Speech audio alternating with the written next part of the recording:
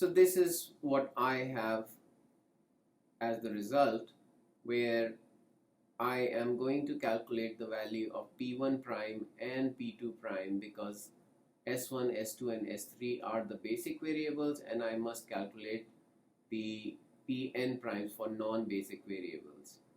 So I will use P1 prime is equal to B inverse multiplied by P1, and P2 prime will be B inverse multiplied by P2. Similarly, I will find XB prime by B inverse multiplied by XB.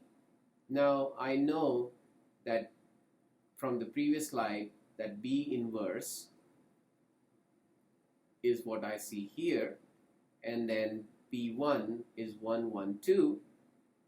So my result is 1, 1, 2 matrix from P1 prime, and then similarly P2 prime is 1, 2, 2, and XB prime is 35, 38 and 50.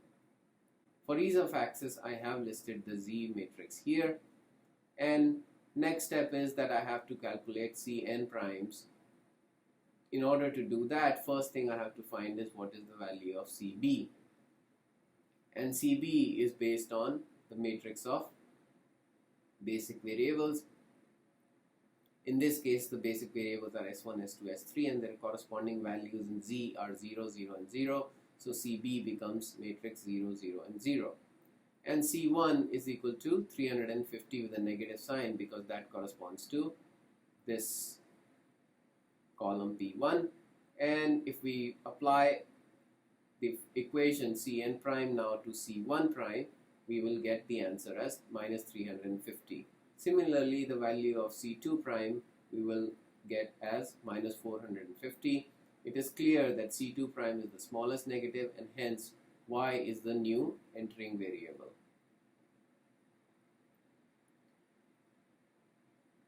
Now we have to calculate the ratios using XB prime and P2 prime in order to identify which one of the variables is the leaving variable.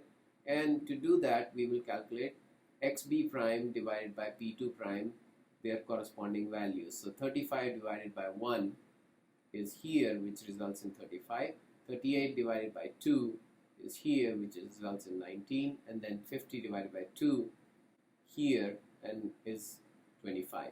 Now clearly the smallest positive number is 19, which corresponds to S2. So hence the leaving variable is S2, and we found that y was the new basic variable.